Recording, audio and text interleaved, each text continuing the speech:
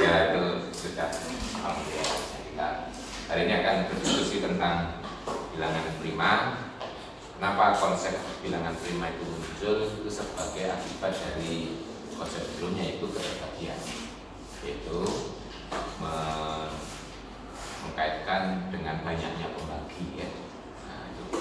Jadi kalau kita lihat kan pembagi dari suatu bilangan itu kan variasi, ya, sedikit ada banyak gitu ya. Nah, biasanya yang punya keunikan tertentu itu yang menarik ya perbincangan kita. Nah, bilangan prima itu sebenarnya sudah ada kenali mulai SD. Seperti tadi disampaikan di kuliah awal, materi teori bilangan itu sudah ada kenal mulai SD.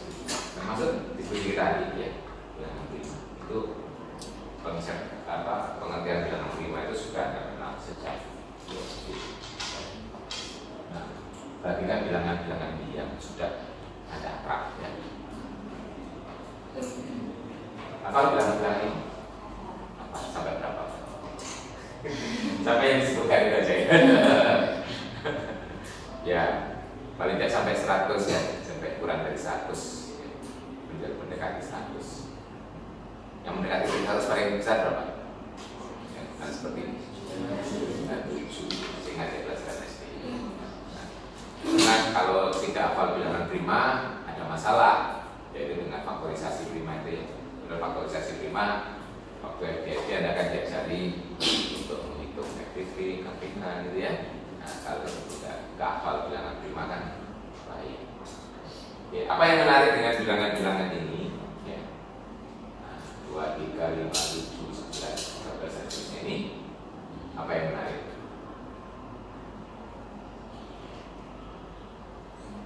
Nah, ini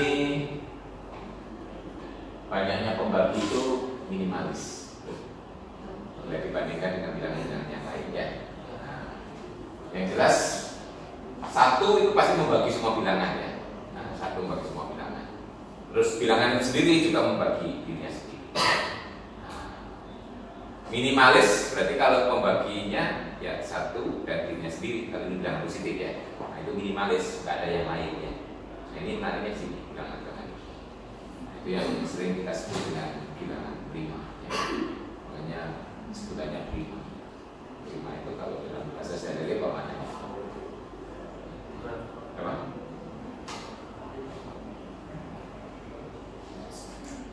Bukan ya. Ya, tergantung relatif ya. Relatif kan kalau kesehatannya sedang prima gitu ya, berarti fit ya. Terus ya. Jadi kalau primavera itu nama apa? Kalau primavera nama klub ya, klub sepak bola. Oke. Nah, yang menarik di sini ini pembaginya minimalis ya, bila kita dengar ya. Ini nanti yang kita sebut dengan bilangan prima. Kalau kita lihat pembagi positifnya saja ya, bilangan-bilangan ini pembagi positifnya hanya satu dan dirinya sendiri, tidak ada lagi yang lain ya. Itulah yang disebut dengan konsep bilangan prima. Nah, sekarang saya balik, ini kan tahu bedanya ya. Nah, sekarang kalau Anda mau mendefinisikan salah apa? Definisikan bilangan prima itu apa? Ini wujudnya ini ya. Nah, tadi barangnya ini. Nah, sekarang definisinya secara formal dalam matematika.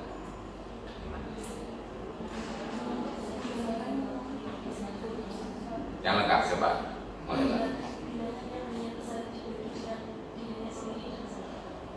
Berarti satu prima. Kan bisa dibagi dirinya sendiri ada satu. Dirinya sendiri satu juga. Ya. Nah, berarti satu prima. Nah, berarti definisinya kurang sempurna, itu ya. Nah, kalau ada yang ini kan kita masukkan ya. Nah, kalau pakai definisi itu tadi satu masuk. Kurang apa? Supaya satu nggak masuk harus bersyarat lebih dari satu ya. Nah, gitu. bilangan bulat yang lebih dari 1, ya toh, yang hanya dapat dibagi oleh 1 dan dirinya sendiri, ya. Kalau di redaksinya di buku tidak bisa dibagi oleh bilangan positif manapun kecuali 1 dan dirinya sendiri, gitu ya. Ya, kalau di redaksi buku, ya. Oke. Jadi bilangan prima kalau lengkapnya agar 1 tidak masuk di situ harus diberi syarat ini lebih dari 1. Ya. Jadi bilangan prima adalah bilangan bulat lebih dari 1 dan pembagi positifnya adalah 1 dan dirinya sendiri. Tegas, ya. Nah, itu kalau kita list ya ini memang mulai, ya. Kita cek 2, 3, 5, 7, 11. Kenapa 4 nggak masuk? Karena ada pembagian lain, itu 2, gitu. Demikian juga 6, malah pembagiannya ada 2 dan 3 selain 1 dan 6, ya.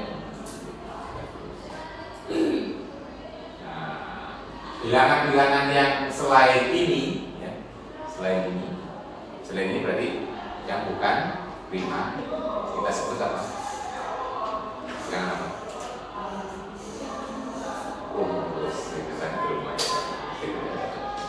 Berarti kalau kita sudah punya definisi prima, komposit kapan terjemahan apa? Mendefinisikan, ya pokoknya yang bukan prima, gitu ya. Nah, jadi kita berbicara bilangan yang lebih dari 1. Nah, di bilangan bulat lebih dari 1 dan bukan prima disebut bilangan komposit. Atau bilangan komposit adalah, kalau kita pakai standar definisi ini, ya, biasanya definisi yang depan, bilangan komposit adalah bilangan bulat lebih dari 1 dan bukan bilangan prima, ya. Nah, ini berarti urutannya prima dulu baru komposit. Tapi mungkin orang juga suka komposit dulu baru prima, gitu ya. Jadi nanti mau menerjemahkan prima bukan komposit, gitu ya. Nah, sekarang kita berarti coba definisikan bilangan komposit tanpa menggunakan istilah prima. Dengan menggunakan sila. Kalau ini kan bukan prima, gitu ya. Nah, sekarang coba maunya definisinya kita definisikan komposit dulu. Setelah itu prima itu adalah bukan komposit, gitu ya. Kan hanya itu aja. Gimana? Bisa coba. Berdefinisi bilangan prima dan bilangan komposit tanpa menggunakan istilah bilangan prima. Bilangan yang bisa dibagi oleh bilangan lain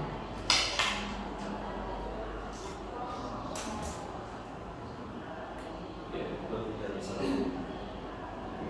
Coba. Kan hanya kalau Anda belajar logika yang kemarin, Anda tinggal apa? Menegasikan ini, gitu ya. Nah, menegasikan. Ya, negasinya definisi ini, gitu. Tapi kan tidak, ya toh? Nah, tidak prima berarti negasi dari definisi ini. Bagaimana menegasikan? Maka saya tulis fisika, ya. Coba negasi. Coba sekali. Bilangan komposit adalah bilangan komposit adalah yang lebih dari 1 dan pembagian positif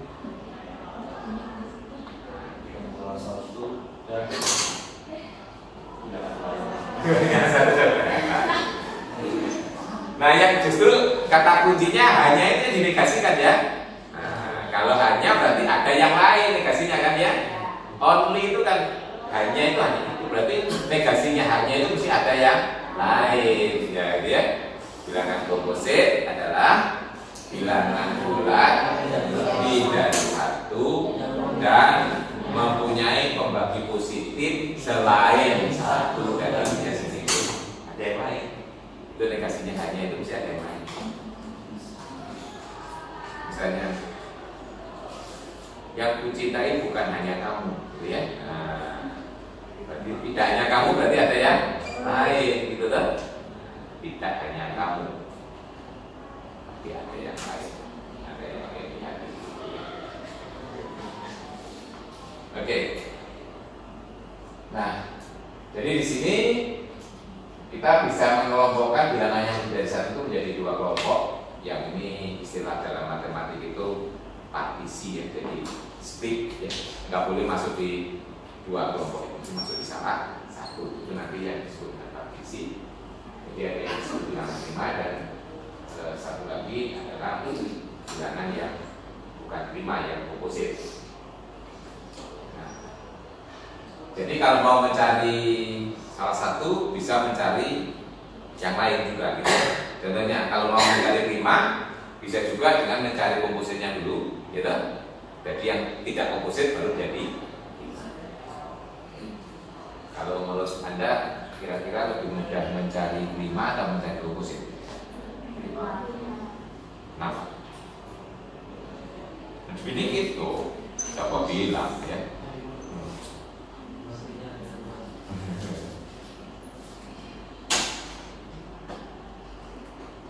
Sebenarnya lebih mudah mengidentifikasi komposit, kan tinggal kelipatan saja kan?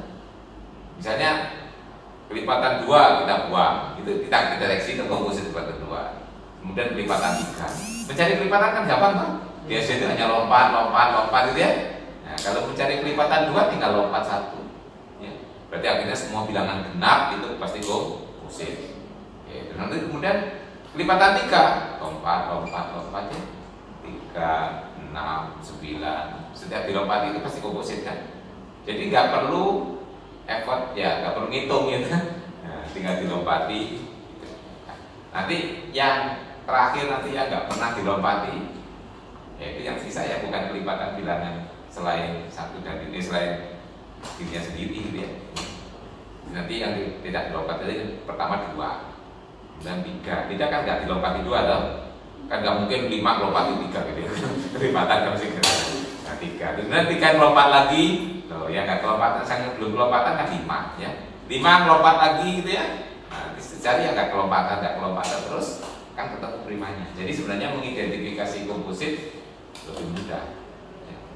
Makanya nanti algoritma yang dikembangkan adalah justru mencari kompositnya, ya. Nah, mencari kompositnya nanti sisanya akan ketemu. Nah, itu pertanyaan. Pertanyaan kedua, ada berapa banyak sih primanya? Ya, banyak. Jadi ini kan Anda belum jelas identitas ini, apakah kita belum bisa menemukan semuanya atau memang tak hingga, gitu ya? Nah, itu jadi pertanyaan. Ya. Bisa jadi hingga tapi gede, gitu ya? Bisa juga karena kita nggak menjangkau, gitu ya, hitungnya, gitu ya? Bisa juga. Atau memang tak hingga, kalau tak hingga memang nggak pernah ada habisnya, gitu ya? Beberapa pertanyaan. Kemudian pertanyaan lain misalnya, Anda dulu kan sering melakukan pembagian dengan bilangan prima ya, disebut dengan power faktor ya. Nah itu kan Anda mesti memikirkan bisa dibagi prima berapa ya, bagi prima berapa ya. Nah itu sebenarnya ada hal tertentu yang mesti harus dijamin bahwa setiap bilangan itu pasti mempunyai faktor prima. Kalau itu nggak dijamin, Anda mempertanyakan itu kan sia-sia tuh. Jangan-jangan ada bilangan yang tidak punya faktor prima, gitu kan? Jadi banyak yang bisa diungkap dari misteri bilangan prima. Nah, jadi orang dulu ya hanya bertanya begitu aja untuk mengembangkan bilangan prima ya. Jadi karena menarik, kemudian dicoba diintroduksi, didefinisikan, kemudian dicari sifat-sifatnya lebih jauh, kemudian dicari apa saja sih yang masuk ke situ. Nah ternyata orang sudah ketemu paling besar, akhirnya ada dugaan bahwa bilangan prima itu tadi tak indah. Nah kalau memang sudah dibuktikan tak indah, orang akhirnya berlomba menemukan bilangan prima terbesar itu gak ada habisnya. Ya. Jadi kalau sekarang ketemu bilangan prima terbesar saat ini, mungkin nanti beberapa hari lagi, beberapa bulan lagi akan ketemu yang lebih besar. Saat ini bilangan prima yang terbesar yang ketemu berapa? Anda pernah browsing? Loh, coba sekarang browsing. Berapa digit itu? 24. Nah itu digitnya loh ya. Digitnya terus mengatakannya apa gitu? Semuanya itu ya. Paling kita biasa terbiasa dalam percakapan sehari-hari itu bilangan yang familiar kita paling besar triliun ya. Iya. di atas itu sudah jarang terdengar kan ya. Nah, triliun itu karena masih sering masuk angka di anggaran negara, itu ukurannya triliun di sekarang ya. Di atasnya triliun, nanti 3 triliun apa ya itu. Nah, itu nggak familiar. Nah, kalau digitnya aja sudah sekian juta gitu ya, bacanya gimana gitu ya. Itu orang sudah menemukan, dan mungkin nanti beberapa hari lagi, beberapa bulan lagi, mungkin beberapa tahun lagi akan muncul yang lebih besar lagi.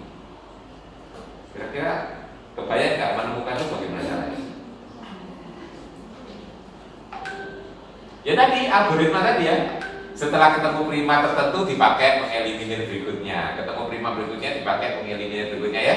Nah, akhirnya kan terus membesar. Tapi kalau bilangan segitu, kalau seandainya kita melakukan manual pencoretan gitu ya, berapa ratus tahun selesai gitu ya. Nah, orang yang meninggal bilangannya belum ketemu gitu ya. Nah, menemukannya itu. Nah, itu nanti kalau sudah ketemu algoritmanya, yang hitung mesin. Ya. Mungkin bilangan terbesar saat ini ketemunya bukan karena algoritmanya sudah fix ya. Nah, tetapi karena kemampuan mesinnya, hardware-nya. Ya. Ya, bayangkan kalau pakai kalkulator saja, itu maksimal berapa digit kalkulator yang ada sekarang? Banyak kali, hanya 12 digit ya. Ya. Scientific kalkulator rata-rata 12 digit kan ya. Kalau pakai laptop Anda, komputer seperti apa Anda, maksimal berapa digit bilangan yang bisa diolah? Itu ada keterbatasannya kan ya. Nah, jadi orang justru nanti tantangannya adalah membuat super komputer gitu ya, komputer yang canggih yang bisa menghitung bilangan dengan digit terus bertambah gitu ya. Nah, itu bagaimana gitu ya. Nah, sekarang kita coba jawab masing-masing pertanyaan tadi yang muncul tadi, sehingga kita nanti menjadi apa ya, nggak was-was lagi dengan pengetahuan kita saat ini gitu ya. Ini Anda kan sudah di matematika, jadi harus terjawab. Yang selama ini hanya kita terima begitu saja, mungkin by doktrin dan sebagainya. Mungkin selama ini kita menerima bahwa banyaknya bilangan prima itu indah ya saja, ya. Bahwa kalau kita menggunakan faktorisasi prima itu mesti berlaku ya saja, gitu ya, dan seterusnya. Oke. Nah, sekarang kita jawab yang pertama, eksistensi pembagi prima. Jadi bahwa setiap bilangan prima lebih dari satu selalu mempunyai pembagi prima atau faktor prima. Nah, ini disebut lemma. Ya, kenapa? Karena lemma itu biasanya kan lemma itu maknanya kan teori bantu ya. Nah, itu nanti karena banyak dipakai pada pembuktian berikutnya, makanya disebut lemma ya. Ini. Jadi lemma ini mengatakan setiap bilangan ya lebih dari satu selalu mempunyai pembagi prima.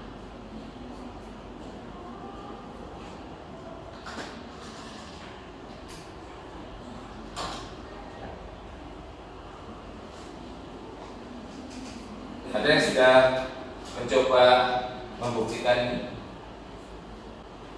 Jadi ini bilangan yang lebih dari satu pasti mempunyai, ya sebagai contoh ya, Anda sepakat lebih dari itu berarti paling kecil 2 ya, 2 itu ada, yaitu punya sendiri 5 yang bagi 3 punya sendiri 4, nah itu ada 2 ya, 5 punya sendiri 6, 2, 3 gitu ya. Nah, terus 7 dirinya sendiri 8 itu ada 2, 4 lah prima, pembagi prima ya. Itu nah 2 aja ya. Terus kemudian 9 3 10 2 5. Nah di sini mempunyai berarti minimal 1 gitu ya, eksis gitu ya, kita tentukan ya. Nah itu dijamin akhirnya nanti faktorisasi prima itu memang memungkinkan ya. Ya, kita cari bilangan prima yang membagi. Setelah itu hasilnya prima atau tidak gitu ya. Kalau tidak prima, kita cari pembagi primanya lagi. Terus gitu ya, algoritmanya kan begitu kalau kita menggunakan non faktor ya. Ya, dicari pembagi prima, terus hasilnya prima apa enggak. Kalau enggak berarti masih punya pembagi prima lagi, dan seterusnya sampai terakhir. Ya. Ini kesulitannya kalau Anda nggak bisa mengidentifikasi bilangan prima, Anda kan ya setelah ketemu di bawah ini prima apa enggak ya? Nah itu. Makanya kalau algoritma power faktor itu berarti ya mutlak harus hafal bilangan prima ya. Oke. Nah, ini termasuk salah satu statement yang mungkin agak susah dibuktikan secara langsung. Kita menggunakan bukti tidak langsung atau kontradiksi ya. Kalau bukti kontradiksi berarti kita mulai dengan apa? Andaikan. Andaikan apa? Kita ingkari tadi ya. Andaikan apa? Ini ingkaran kalimat berkuantor, ingat ya. Ini kan kalimat berkuantor toh? Ada setiap ya. Nah, setiap bla bla bla berlaku bla bla bla, gitu ya. Nah, ingkarannya berbentuk apa? Ada yang tidak, betul ya? Nah, setiap berlaku ya, nah, mesti ada yang tidak, gitu. Pola itu harus sudah built-in ya dalam otak kita ya. Jadi karena nanti apa? Sering kita pakai di dalam matematik cara mengingkari, ya, cara membuat negasi dan seterusnya itu hal yang ya sudah menjadi kebiasaan bahasa Jawanya segojangan, gitu ya. Segojangan itu sudah apa ya menyatu gitu ya dengan kita. Jadi tidak perlu berpikir lagi. Tools ya, itu mudah dibahas. Andaikan terdapat bilangan bulat yang lebih dari satu dan tidak mempunyai pembagian prima, gitu ya. Andaikan, gitu ya. Jadi ini andaikan, saya tulis lengkap ya. Itu andaikan terdapat bilangan bulat lebih dari satu dan tidak mempunyai pembagi prima.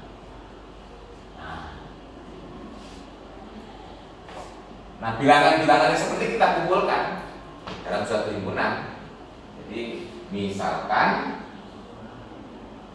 saya berikan S itu adalah bilangan anggota Z, X-nya lebih dari 1 dan X tidak mempunyai pembagi prima. Ya.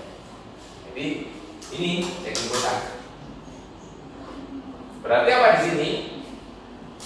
S ini tidak kosong, betul ya? Karena kita sudah mengandaikan terdapat, gitu. Terdapat. Berarti kesimpulan kita yang pertama S tidak kosong, mesti ada anggotanya. Dan yang kedua, S ini merupakan bagian dari himpunan bilangan bulat positif, ya. Jadi yang kedua, S ini subset dari Z.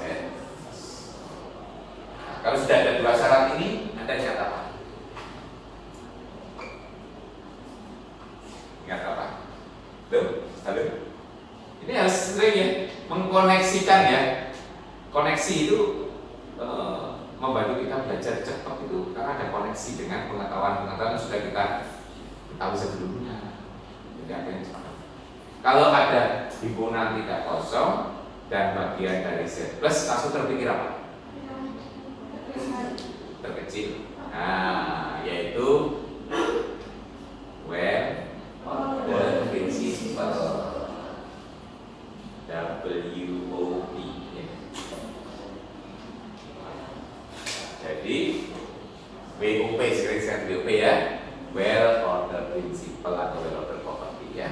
Nah, menurut well order property, S pasti punya unsur terkecil. Itu. Menurut WOP,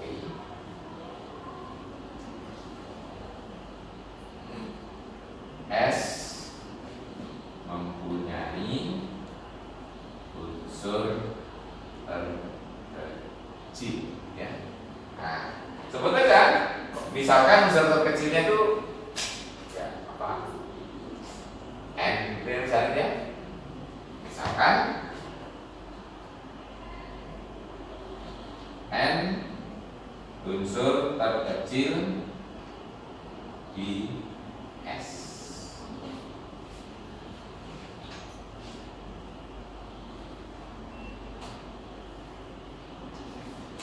Nah, di sini M jadi terkecil ya, terkecil. Berarti nanti yang bilangan yang kurang dari N pasti bukan ya, bukan di S, betul? Ya. Karena S itu terkecil lihat ya,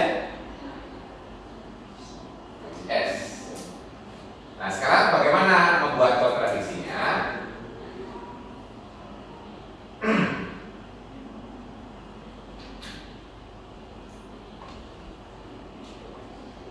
Berarti kalau ini nanti pembagi dari N itu pasti bukan bilangan prima, betul ya?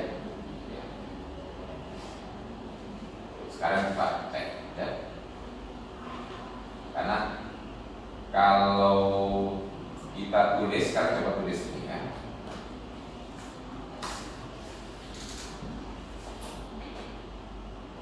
Tulis N itu sebagai perkalian dari dua bilangan ya.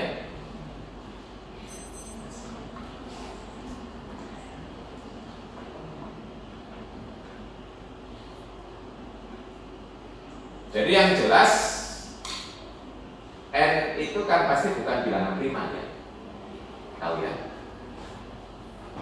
Kenapa kok N? Kalau N prima ya menyalahi, karena N pasti bagi dirinya sendiri kan. Ya, berarti kenapa kok ini selalu mau menulis begitu? Karena N pasti bukan bilangan prima.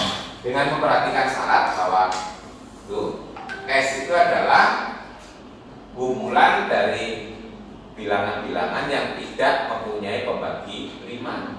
Otomatis juga bukan prima. Kalau prima kan mempunyai pembagi prima ya dirinya sendiri ya. Nah, tapi karena bukan prima berarti komposit ya. Berarti dapat dituliskan sebagai A kali B dengan AB-nya itu tidak sama dengan 1 dan juga tidak sama dengan N, betul ya? Nah, gitu. Dengan AB-nya ini begini. Lebih dari 1 dan kurang dari gitu ya. AB-nya begini. Itu kan definisi komposit begitu ya. Punya faktor lain selain 1 dan dirinya sendiri. Berarti bisa ditulis sebagai perkalian dari dua bilangan yang tidak sama dengan 1 dan N ya. Oke. Sekarang coba lihat A itu di nah, A itu lebih kecil dari N ya. Nah, A lebih kecil dari N. Berarti kesimpulan kita apa? A itu pasti tidak di S. Ya, karena N tadi unsur terkecil di S ya. Karena A itu lebih kecil dari N, maka A pasti tidak di S. Ya, karena apa? Karena N unsur terkecil. Nah, karena A tidak di S, nah berarti di luar S, berarti apa? A mempunyai pembagi prima. Paham ya? A mempunyai pembagi prima.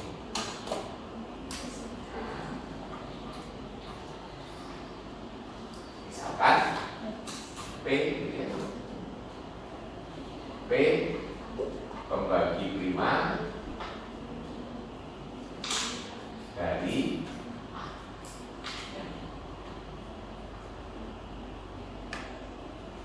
nah, sekarang kita pakai sifat transitif pembagian ya. Karena P membagi A dan A membagi N, betul ya?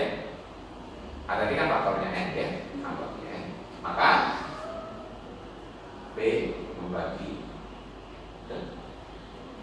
bersifat transitif bagian Ekman meminta untuk melihat yang sifat-sifat itu. Salah satunya yang sifat yang paling dasar ya. Kalau A membagi B, B membagi C, berarti A membagi C ya. Buktinya kata salah. Ya. Nah, terjadi kontradiksi. Jadi di sini kesimpulannya P kan pembagi prima dari N. Jadi katanya N tidak mempunyai pembagi prima. Ini terjadi kontradiksi dengan N tadi anggota S. Dan di sini disebutkan kontradiksi dengan S dan N itu anggota S. Ya, anggota S itu definisinya bilangan yang lebih dari satu dan tidak mempunyai pembagi prima. Nah di sini kok P itu sebagai pembagi prima dari N. Nah karena terjadi kontradiksi, ya berarti pengandaiannya yang ini penalarannya kan tidak ada yang salah ya, tidak ada yang tidak valid. Penalaran sudah oke.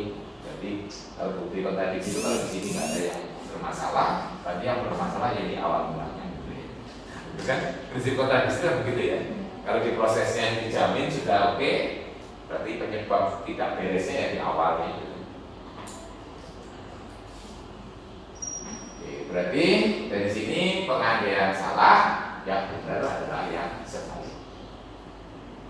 Berarti sekarang dijamin setiap kita punya bilangan bulan lebih dari satu pasti punya pembagi prima.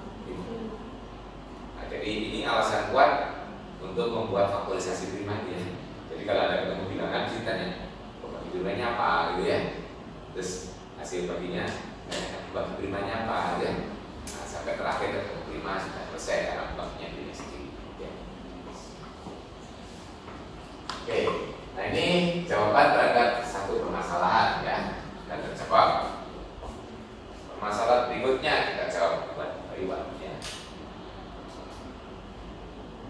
Nah ini untuk menjawab tadi bahwa bilangan prima itu tak ya, banyaknya. Nah ini juga suatu statement yang mungkin agak susah kita buktikan secara langsung. Membuktikan akhirnya tuh ada cari terus, nggak ketemu gitu. Pas sudah saya cari terus, Pak, ketemu berita ya Pak gitu. Memang ada yang belum bisa mencari atau gimana gitu ya. Jadi kalau dicari terus sampai terus diteruskan gak ada habis-habisnya itu, kalau hanya prosedur itu belum bisa menjawab enggak ya. Bisa jadi memang kita belum sampai gitu ya. Nah, kalau bukti semacam ini juga akan lebih mudah kita buktikan dengan bukti tidak langsung atau kontradiksi. Andaikan banyaknya bilangan prima itu hingga gitu.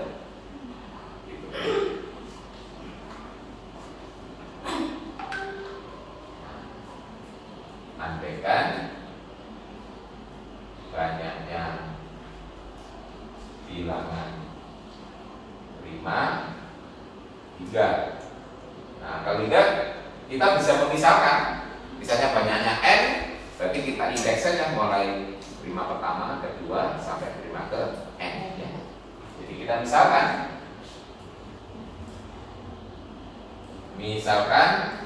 P1, P2 dan terusnya sampai Pn.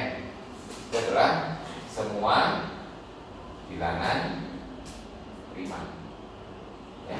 Nah kalau tidak nggak tahu N-nya atas 1 juta, 2 juta, 3 juta ya, atas 1 M ya masalah. Yang penting diurutkan gitu ya. Nah, kalau hingga kan bisa. Nah kemudian kita membentuk bilangan bulat baru. Misalkan kita tuliskan Q itu sama dengan P1, P2. Jadi prima ini kita pakai semuanya untuk membentuk bilangan baru sampai Pn ditambah 1 ya. Nah ini bilangan prima itu kan bulat kali bulat ini bulat ditambah 1 tetap bulat. Berarti Berarti Q itu bilangan bulat dan lebih dari 1, gitu. Nah, menurut lemma sebelumnya, Q pasti punya pembagi prima. Oke. Nah, menurut lemma itu, lemma yang sebelumnya, Q mempunyai pembagi prima. Sebenarnya Q kecil. Misalkan Q kecil adalah pembagi prima dari Q besar. Nah, karena tadi kita sudah menyebutkan semua bilangan prima ini, karena Q itu prima, berarti Q itu adalah salah satu di antaranya, gitu ya. Nah, jadi di sini Q akan sama dengan misalnya PJ, gitu ya. Salah satu dari P ini dengan apa? Untuk suatu J itu salah satu di antara 1 sampai N, anggota indeks 1, 2 sampai N, ya, untuk suatu J.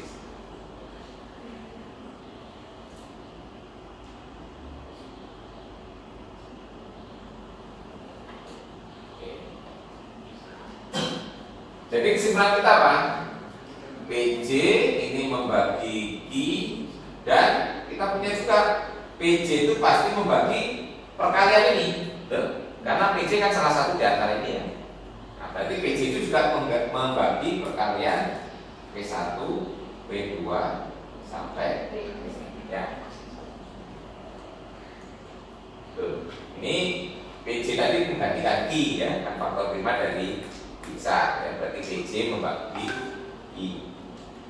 PJ juga membagi perkalian dari ini, kan PJ salah satu di antara ini ya. Jadi kalau kita punya perkalian di situ ada unsur misalnya A gitu ya, pasti A membagi A kali apa gitu ya. Oke, sampai sini paham ya. Nah, kemudian kita bawa ke sifat pembagian kemarin. Kalau A membagi B dan A membagi C, kesimpulan apa? A itu pasti membagi kelipatan A ditambah kelipatan B ditambah kelipatan C. Nah, gampangannya itu kalau A membagi B dan C, maka A akan membagi kombinasi linier dari B dan C ya. Itu salah satu sifat juga. Ya. Nah, dengan demikian apa? Kesimpulannya jadi PJ pasti membagi Q besar dikurangi P1 B2. Di sini paham ya? Jadi ini seolah kan ini 1 kali Q ditambah nemen 1 kali ini ya. Nah, karena PJ membagi ini dan PJ membagi ini, maka PJ harus membagi. Jadi kalau A itu membagi dua bilangan, maka A itu membagi kombinasi linier dari dua bilangan, gitu ya. A membagi B dan A membagi C, maka A membagi KB ditambah LC untuk sembarang keadaan regular. Itu ya, itu formal. Q dikurangi ini apa? Dari pemisalan. Jadi PJ membagi 1 dan 1. Ya. Kalau PJ bagi 1 itu simpulan kita apa? PJ apa? Persennya 1 bagi 1 ya. Padahal PJ di kontradiksi lah. Ini kontradiksi dengan PJ prima kan harus lebih dari 1. Ini hasilnya 1 atau ini ya. Terjadi kontradiksi berarti pengandaian ya. Jadi pengandaian bilangan prima itu biasa.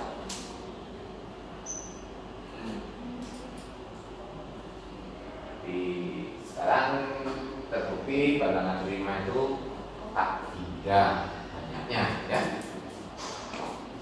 Jadi jangan berharap Anda menemukan semua bilangan. Jadi sekarang orang yang bisa melakukan yang bisa dilakukan adalah mencari bilangan prima terbesar saat ini, ya. Nanti saat depan ya bisa beda ya. Saat tahun depan mungkin ada yang menemukan yang lebih besar lagi, ya. Seperti banyaknya orang kadang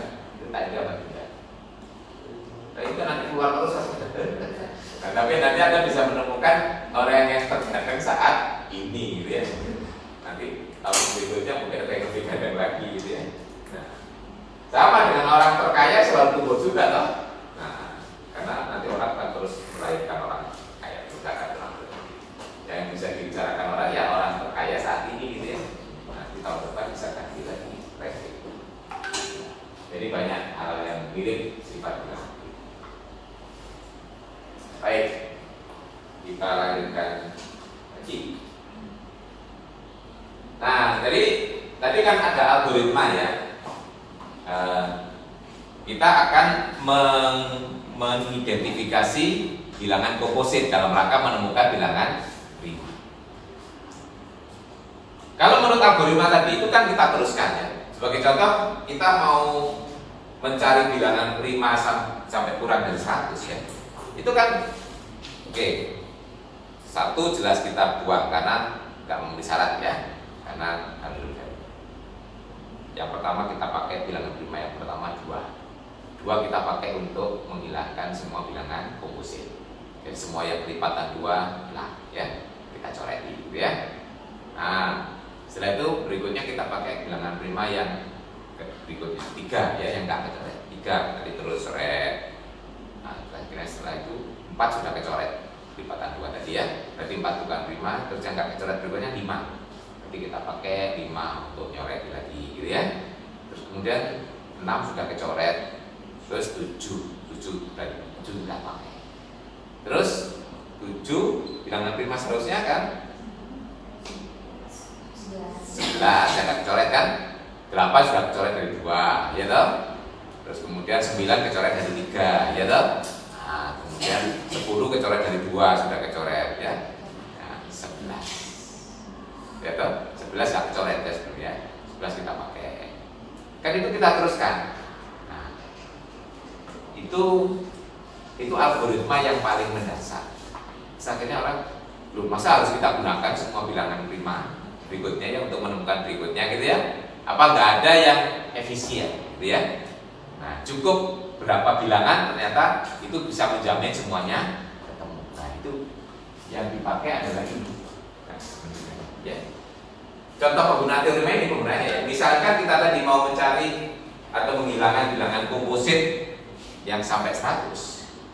Nah, kalau pakai ini teori ini cukup kita gunakan bilangan prima yang tidak lebih dari akar 100, yaitu 10. Makanya untuk mengidentifikasi komposit sampai 100 cukup dipakai bilangan prima 2, 3, 5, 7 selesai. Gak perlu 11. Begitu sampai sudah 7, jamin semua kompositnya sudah tercoret. Gitu ya. Nah ini gunanya. Jadi kan gak perlu 11, 13, gak perlu. Gak ada gunanya nanti. Karena yang mau dicoret dengan 11, 13 sudah tercoret dengan prima yang sebelumnya, gitu ya. Nah, karena sudah mempunyai prima yang sebelumnya. Nah, ini akhirnya bisa hukum ini bisa mengoreksi efisiensi dari suatu algoritma tadi ya. Kalau kita nggak tahu ini kan kita teruskan tadi ya. Padahal meneruskannya jadi sia-sia, nggak ada gunanya. Sudah nggak ada yang kecoret lagi gitu ya. Nah, padahal sudah ya kecoret tapi sudah kecoret sebelumnya gitu ya. Nah, misalnya ekstrimnya ya, coba sebutkan contoh. Ini kalau 11 kita buang, ya kita pakai. Nanti sia-sia. Kelipatan 11 ya. 11 setelah 11 apa? 22 sudah kecoret dari 2, ya toh?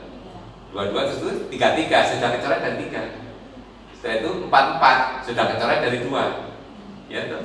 55 sudah kecoret dari 5. 66 sudah dari 2, ya.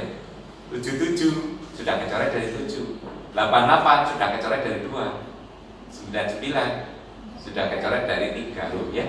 Berarti akhirnya kelipatan 11 gak ada gunanya, semua sudah kecoret tuh, gitu ya. Tuh. Itu isinya gitu ya soal ini ya. Akhirnya nanti bilangan prima yang lebih dari 7 kalau kita pakai sia-sia untuk mengidentifikasi komposit gitu ya. Karena sudah tercoret dari bilangan prima yang sebelumnya. Nanti 13 sempat cek ya. Nanti kan juga begitu. Yang kelipatan 11 ternyata sudah kelipatan dari bilangan prima di antara 2 sampai 7 ya.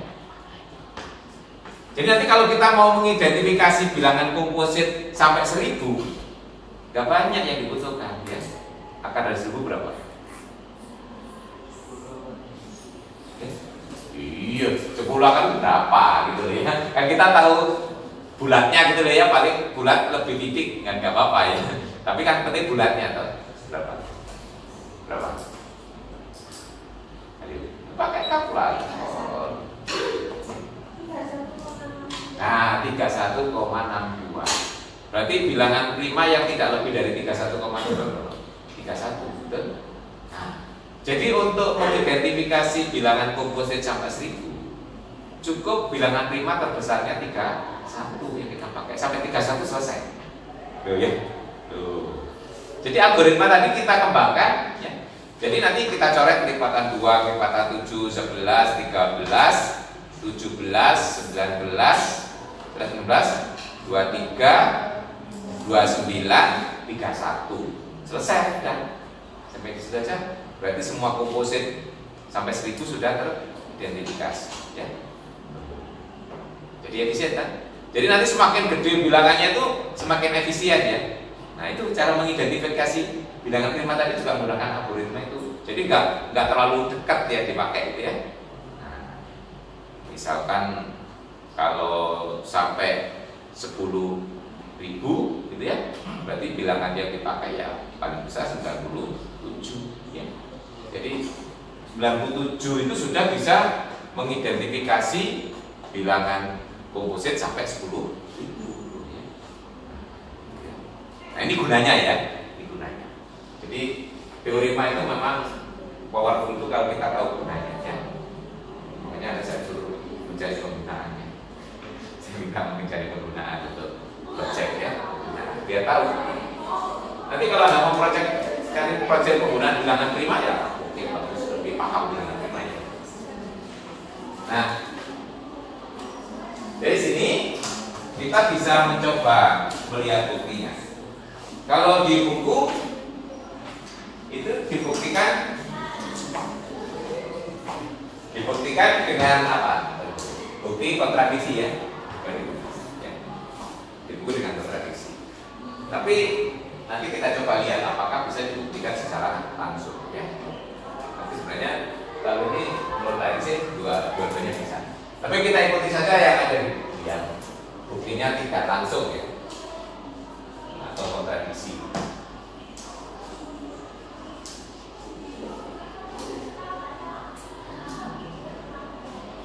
Kalau dengan menggunakan bukti kontradiksi, ini kan menyatakan bahwa jika n bilangan komposit maka n mempunyai itu berarti ada ya, ada faktor prima yang tidak lebih dari akar n. Nah, lingkaran dari ini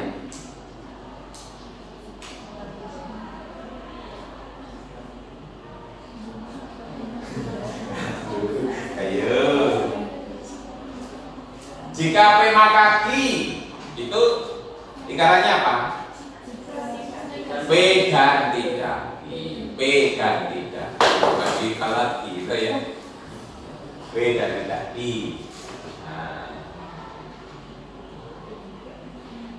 jadi n komposit dan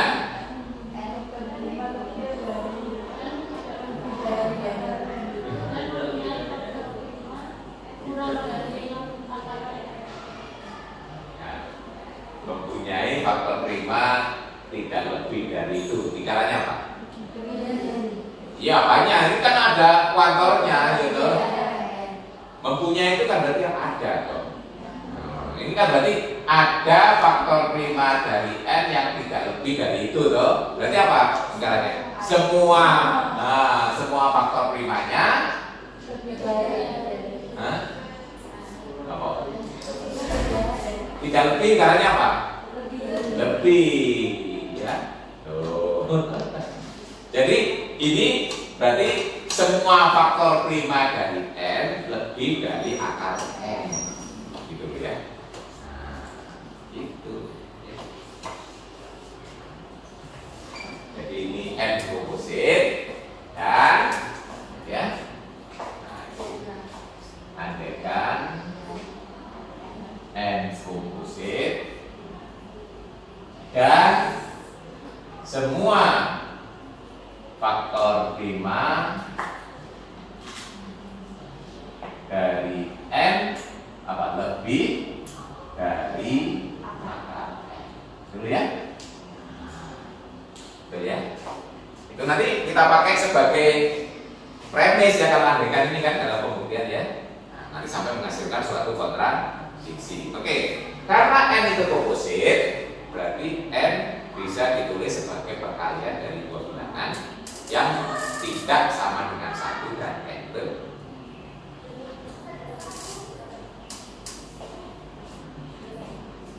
Jadi tulis pertama n sama dengan a kali b seperti ya. Dengan b, a dan b nya itu tidak 1, tidak n berarti lebih dari 1 dan kurang dari n. Kemudian a dan b bisa kita banding, yang mana yang lebih besar kita tahu ya, kan bisa lebih kecil sama dengan yang 1 ya. Sebagai contoh kalau kita punya 4, itu faktornya kan 2 kali 2 ya. Berarti 2 dianggap sama dengan 2 ya. Tapi 6 itu kan 2 kali 3. Nah, berarti nanti yang kita anggap A nya itu 2, B nya itu yang 3. Berarti kita urutkan 1 lebih kecil dari A, lebih besar dengan B ya, selalu bisa kan?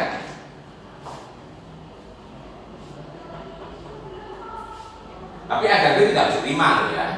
Nah, sebagai contoh kita punya 12, itu kan bisa 5 kali 4 atau 2 kali 6 gitu ya. Atau dua-duanya tidak terima juga boleh ya. 4 kali 6 dari 24, contohnya 24 itu komposit, 4 kali 6 itu nggak apa-apa ya. Nah, di sini karena A ini juga bilangan bulat, berarti A itu mempunyai faktor prima, betul ya?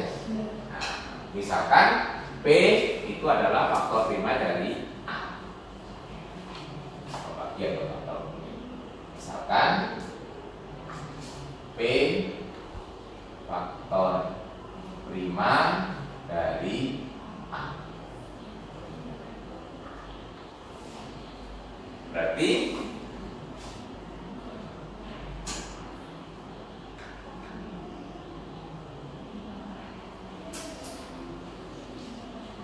kita punya apa di sini? P itu pasti apa? Lebih kecil atau sama dengan A. Ya. Kalau A-nya prima berarti sama, ya kan? Kalau A-nya tidak prima, P-nya itu bisa lebih kecil. Ya.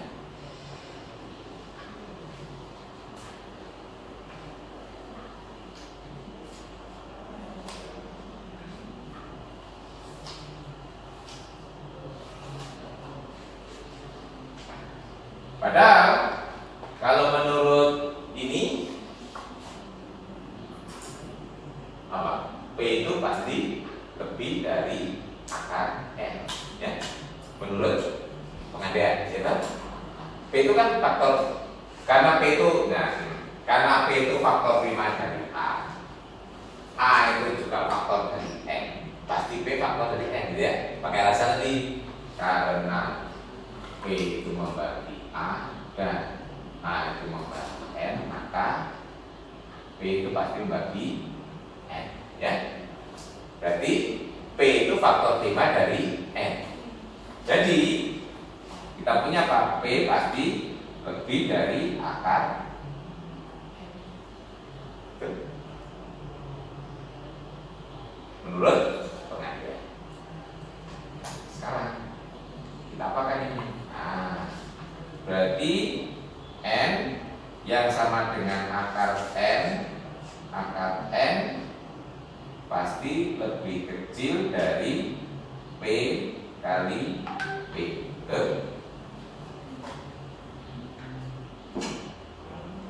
Tapi sini paham ya? Kata P kan lebih besar dari akar n, betul ya? P sendiri ini lebih kecil, P lebih kecil dari A. Terus P juga ini kan masih begini juga toh. dia juga di presiden A.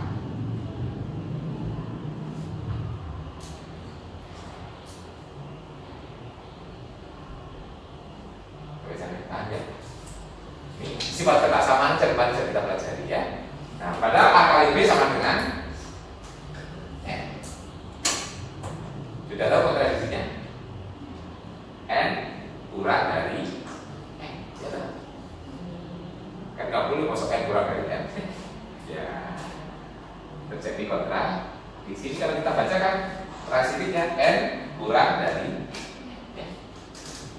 Bisa kita simpulkan N kurang dari N. Ini adalah kontradiksi.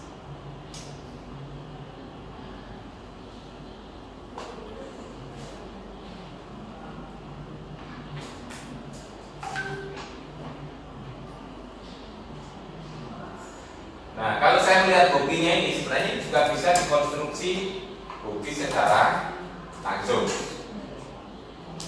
Ya.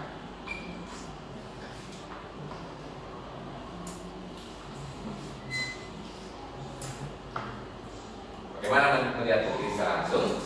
Nah, kalau bukti secara langsung kita lihat mulai dari sini, tetapi nanti tidak menggunakan ini, ya, tidak menggunakan alasan yang ini, karena alasan ini sebagai akibat dari pengandaian ya. Tapi kita coba kita bicarakan bukti secara langsung ya, alternatif bukti ya. Belajar matematika itu juga perlu ya mencari alternatif bukti biar kita terbiasa berpikir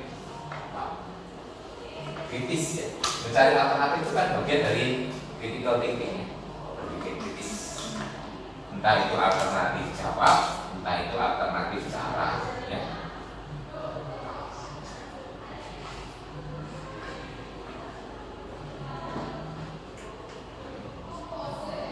Jadi ini mungkin sedikit pengetahuan.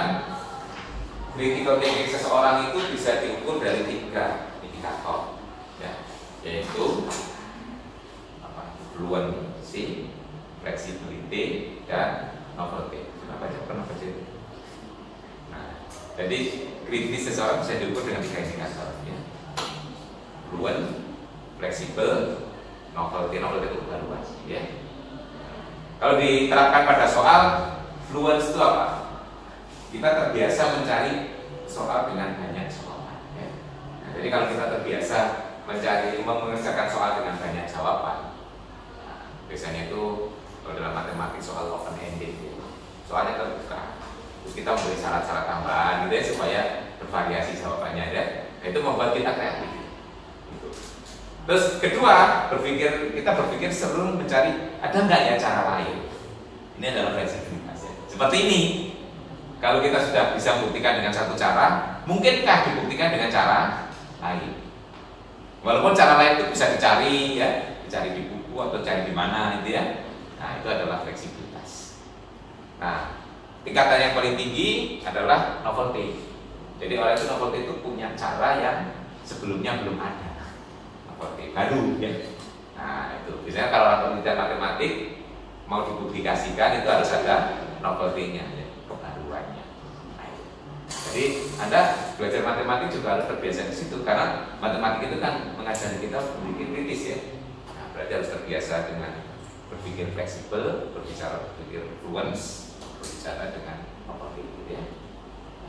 Jadi termasuk kebiasaan ini. Kalau memang nggak ketemu ya sudah gitu ya, tapi jangan sampai mandek gitu ya. Nah, ada nggak yang cara lain? Anda kenal teorema Pythagoras kan? Berapa banyak cara pembuktian teorema Pythagoras? Banyak. Sudah pernah cari? Nah, tinggal gunakan HP aja ketemu ya. Nah, apalagi pakai chat GPT ya. Sebutkan cara pembuktian teorema Pythagoras. Keren, nggak habis-habisnya gitu ya. Nah, Pak Eri pernah memberikan tugas kepada mahasiswa S2 gitu ya. S2 pendidikan kebetulan karena dia mau mengajarkan itu. Terus coba cari alternatif bukti gitu ya.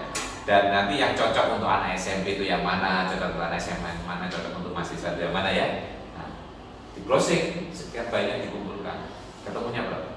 Lebih dari 100 alternatif bukti dari teorema Pitagoras. Itu menunjukkan apa? Teoremanya satu, tapi orang itu berlomba-lomba mencari cara pembuktian. Ya. Nah, cara membuktikan itu juga merupakan novelty ya dalam matematik ya. Nanti kalau cara itu belum pernah ada dan itu bisa dipublikasikan. Misalnya Anda membuat skripsi atau tesis ya, S2 tesis ya. Nah, membuktikan teorema apa yang sebelumnya tidak ada pembuktiannya itu juga sudah menjadi bahan publikasi oleh matematik. Tidak harus menciptakan teoremanya. Membuktikan teoremanya dengan cara baru itu juga merupakan suatu karya ya. Teorema Pitagoras kan sudah berapa ribuan tahun yang lalu, sudah lebih dari 1000 kan ya. Nah, itu sampai sekarang orang masih tertarik untuk mencari bukti yang lain ya, kalau bukan bukti yang sudah ada. Kalau bukti yang sudah ada, Anda bisa closing gitu ya. Nah sayangnya itu nggak masuk bahan tugas kalian. Iya kan? Iya. Misalnya variasi bukti. Tapi kalau variasi bukti dari yang di ruang lingkup kuliah kita boleh ya, sebagai pengayaan gitu ya. Oke, baik. Kita mencoba membuktikan dengan. Jadi kalau saya lihat alur buktinya ini memungkinkan kita membuktikan secara langsung. Karena di sini tadi kan kita bisa berpikir langsung ini dengan menggunakan ini. Ya. Tidak harus menggunakan kontradiksi. Nah, jadi kalau alternatif bukti dengan bukti langsung, kita mulai dari jadi ini nggak perlu pengandaian, karena n komposit berarti n bisa ditulis seperti itu ya. Nah, berarti langkah pertama tulis n sebagai a kali b, yang ikuti aja dengan ini n seperti ya, karena komposit berarti lebih besar b ya.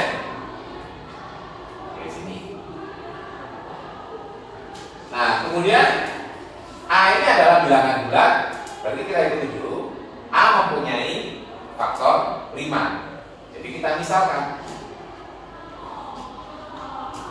B faktor prima dari A. Jadi kesimpulan kita di sini pasti P lebih kecil sama dengan A. Berarti cara ngitungnya langsung sekarang. Jadi P kuadrat ya, itu kan berarti P kali P pasti lebih kecil atau sama dengan A kali B. Betul? Ini sama dengan N. Berarti P kuadrat kan lebih kecil sama dengan N. Berarti P lebih kecil sama dengan akar.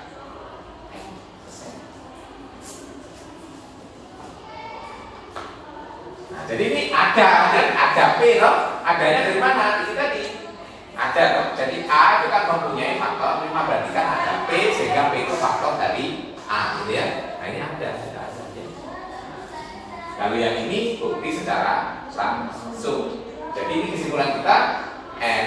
Jadi kenapa? Karena P ini juga faktor dari N. Kenapa? Karena P itu faktor dari A, pasti juga faktor dari N. Gitu. Jadi alasannya sama dengan yang tadi ya. Jadi berarti P ini adalah faktor prima dari N dan lebih kecil sama dengan akar. Oke. Ini bukti langsung lagi. Ini ya, Anda kalau membaca bukti itu Anda harus berpikir kita bisa pakai ini gitu ya. Oke, dengan melihat struktur bukti tidak langsung tadi ternyata juga bisa dipakai untuk bukti. Jadi yang berbeda yang penalaran di sini, yang tadi dibalik, ya. Yang ini langsung. Baik, untuk bukti. Nah, jadi dengan menggunakan uji faktor prima ini, akhirnya tadi ilustrasinya ya. Jadi untuk menguji bilangan komposit atau mengidentifikasi bilangan komposit tidak perlu banyak-banyak prima yang digunakan. Ya. Cukup ya yang lebih kecil atau sama dengan akar. Contohnya yang di buku sudah diberikan mengidentifikasi bilangan komposit 1 sampai 100 cukup digunakan bilangan prima 2, 3, 5, 7. Dan itu adalah dijamin pasti bilangan komposit itu punya akar prima yang lebih kecil atau sama dengan Berarti di situ kalau bilangannya paling besar 100, ya angka 100. Jadi pasti bilangan-bilangan di situ dijamin mempunyai faktor prima yang lebih kecil atau sama dengan 10. Artinya apa? Jadi bilangan 1 sampai 1, ya 1 nggak masuk ya, 2. 1 itu sudah kecuali ya, kita bicara. 2 sampai 100 itu pasti mempunyai faktor salah satu di antara 2, 3, 5 atau 7. Berarti kalau sudah terbagi yang di antara itu kan berarti sudah jadi komposit kan ya. Dan itu sudah diperagakan ya di buku Anda nggak perlu kembali lagi.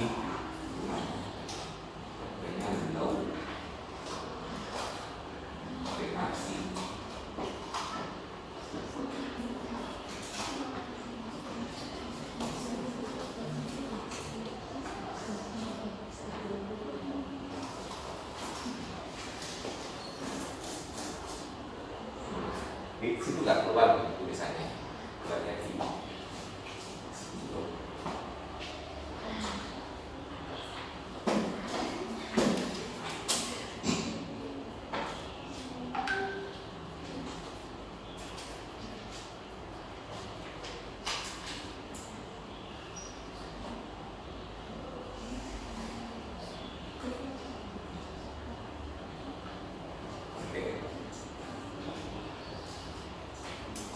Anda sudah melihat cara mengidentifikasi komposit ya di bukannya? Belum?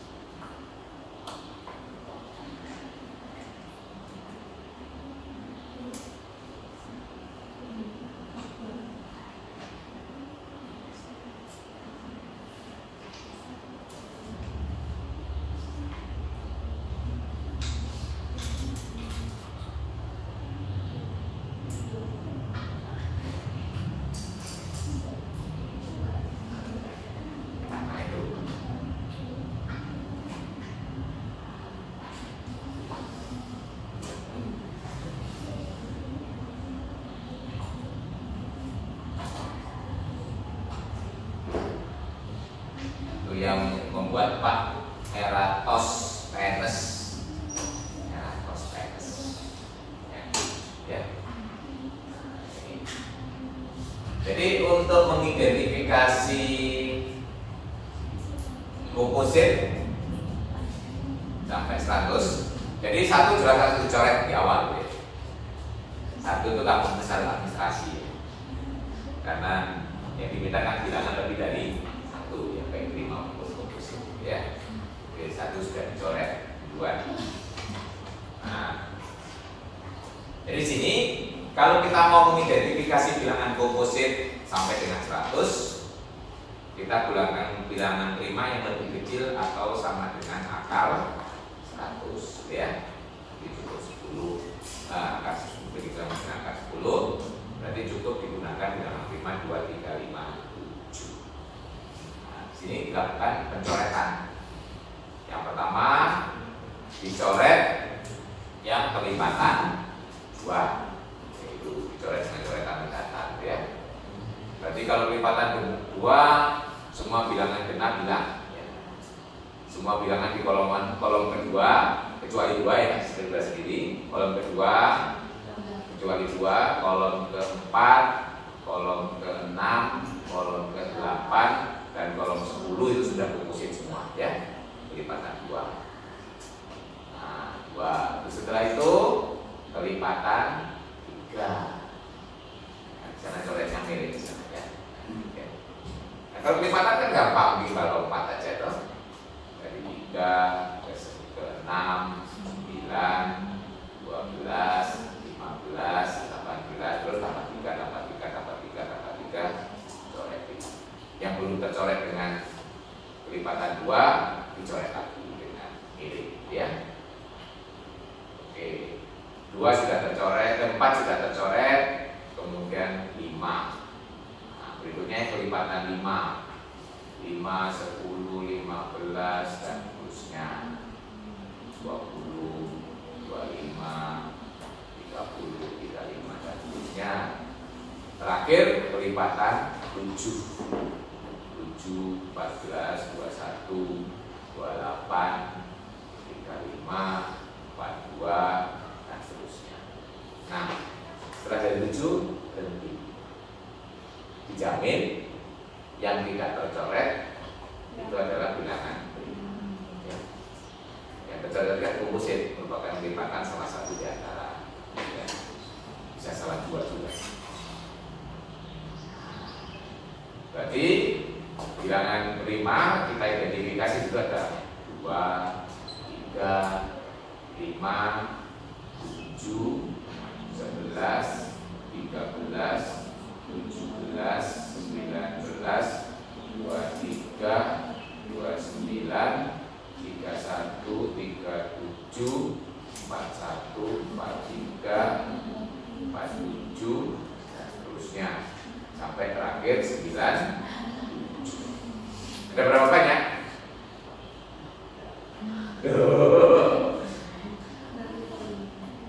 Ada berapa banyak yang prima itu?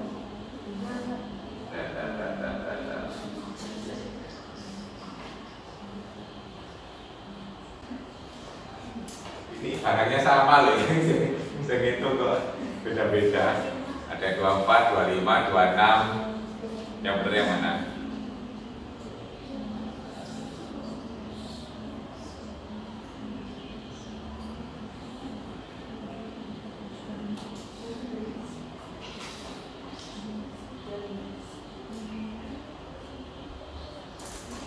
Ini sama 25. Yakin? Yang lain? 25? 26. Kalau sisi konten 26.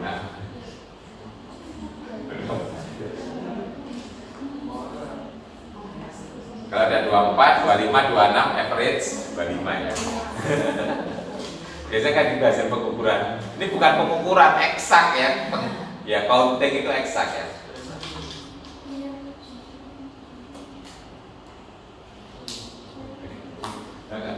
Catatannya nggak kelihatan di sini.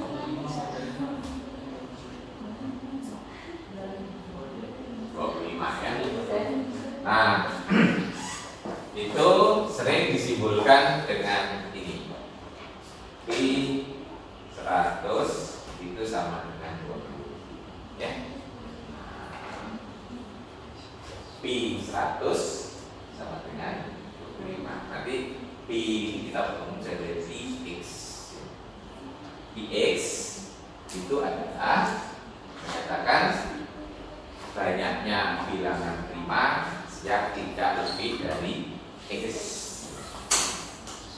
Banyaknya bilangan prima yang tidak lebih dari x. X. Nah, kalau kita perhatikan, ya, ngitung nilai px itu nggak mudah, ya. Gak ada teraturnya, gak ada keteraturannya, gak ada rumusnya, betul. Nah, ini akhirnya yang membuat orang berlomba-lomba mencari aproksimasi pendekatan untuk nilai px untuk x berapapun, gitu ya.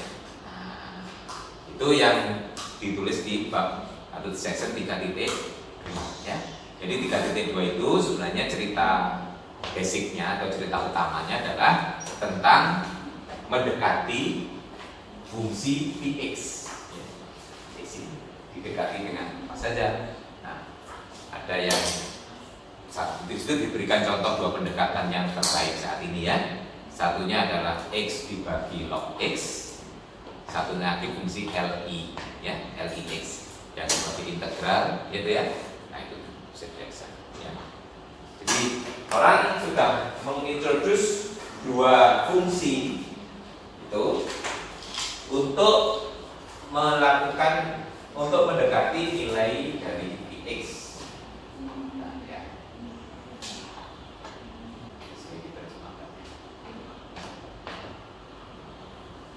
Mulai dari sini ya. ini. Jadi saat ini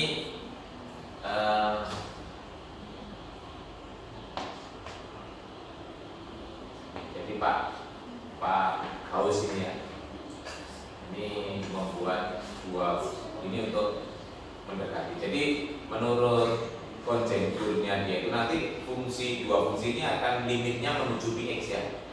Tapi sampai sekarang buktinya belum secara eksak muncul ya.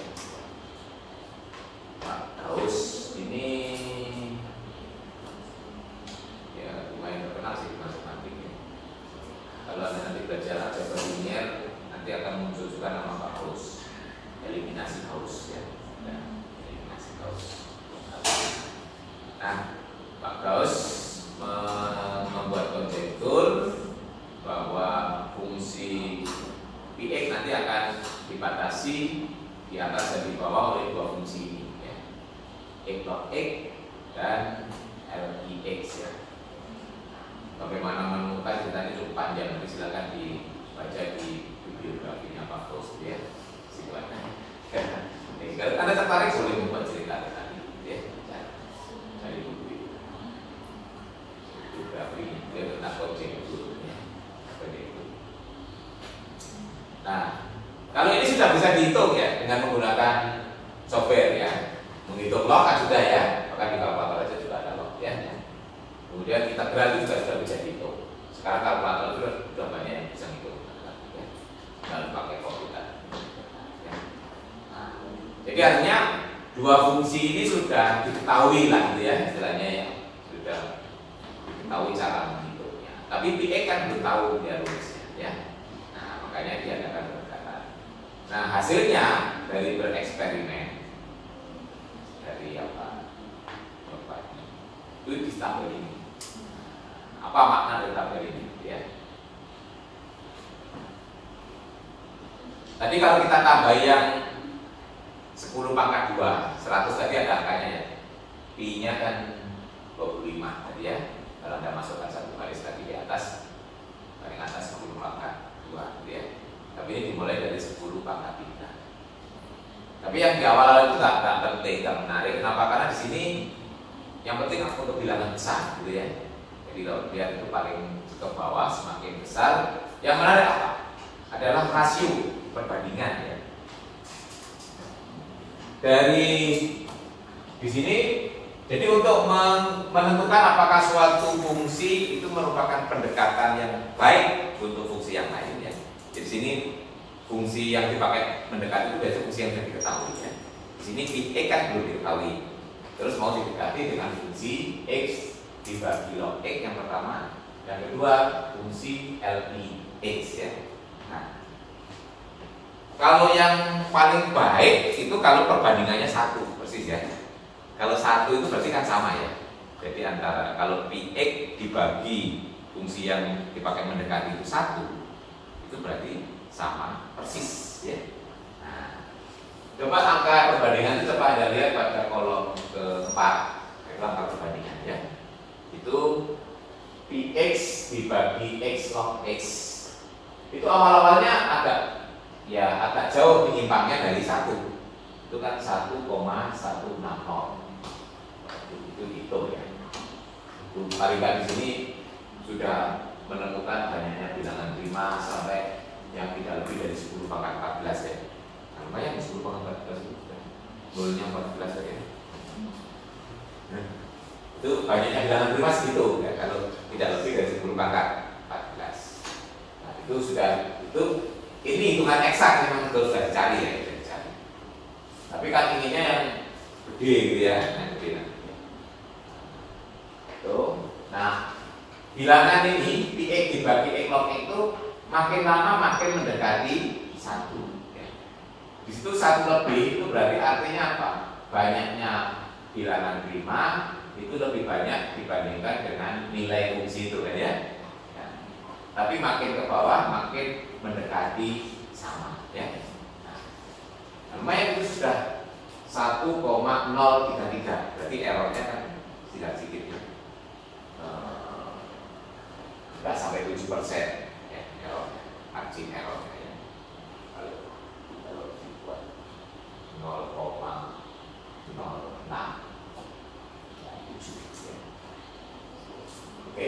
Nah, sementara di bagian yang berikutnya, ya, berarti kalau mendekati dengan LI, LI-nya ini lebih banyak, ya.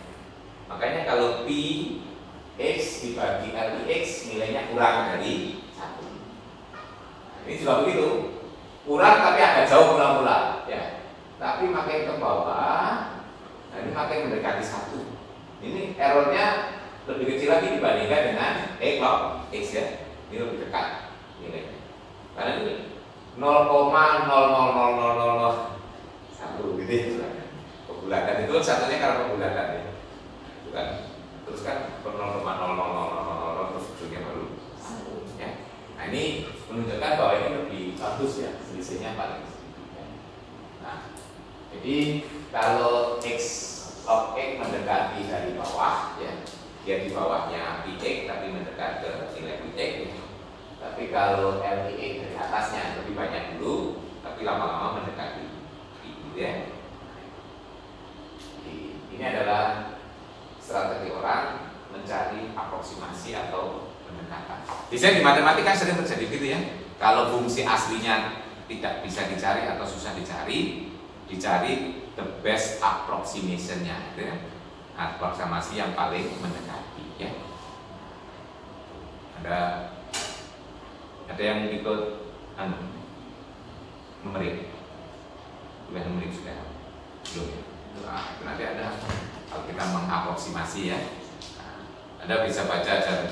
Orang dulu sebelum adanya alat hitung yang canggih seperti sekarang lebih banyak menggunakan aproksimasi. Misalnya ngitung akar 2, nah itu bisa diaproksimasi, ya.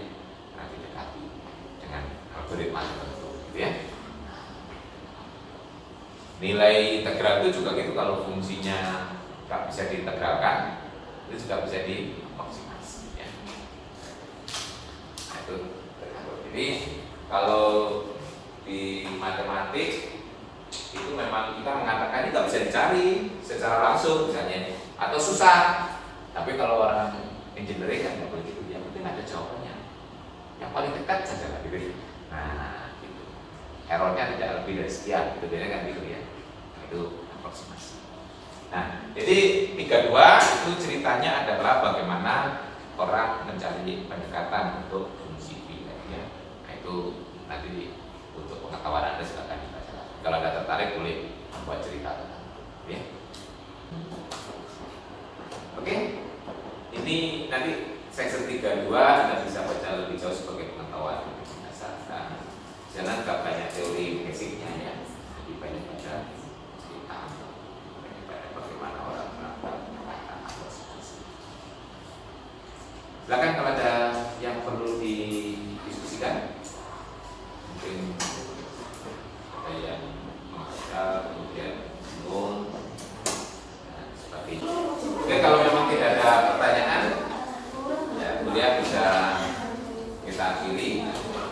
Kalau kita ketemu lagi Jumat depan, ya. Nah, pada berikutnya kita akan membicarakan lebih jauh tentang algoritma pembagian yang kemarin sudah kita cari, ya, sudah kita buktikan. Nanti untuk pemakaiannya salah satunya kemarin sudah ada salah satu, juga salah dua, ya. Salah satunya kemarin kan dipakai untuk menjamin representasi, ya. Representasi bilangan ke dalam basis selain 10 itu dijamin bisa, gitu, ya. Itu dengan menggunakan algoritma pembagian. Nah, salah berikutnya lagi, salah yang lain lagi, itu nanti akan kita bahas algoritma pembagian untuk menghitung FTP atau GCD, ya. Nah, ada yang sudah pernah menggunakan algoritma pembagian untuk menghitung FTP selama ini? Di SD nggak diajari. Bukan di SD namanya bukan algoritma pembagian, tapi namanya pembagian bersisa.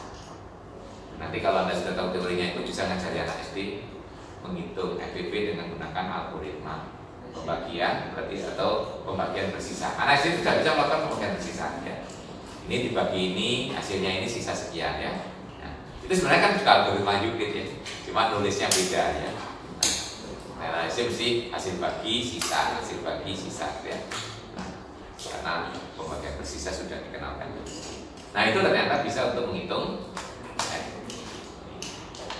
tapi nggak banyak guru yang mengajarkan cara itu. Dan menurut Pak Heri cara itu lebih sederhana dibandingkan cara faktorisasi. Kenapa faktorisasi harus menghafal bilangan 5? Kalau itu yang penting bisa pembagian sisa, beres, dilakukan pembagian terus sampai sisanya 0. Sisa 0 terakhir sebelum itu itulah FPP-nya. Kenapa Pak? Tapi ya itu ternyata useful ya. Bisa dipakai. Baik, kita kiri bersama-sama. Assalamualaikum warahmatullahi wabarakatuh.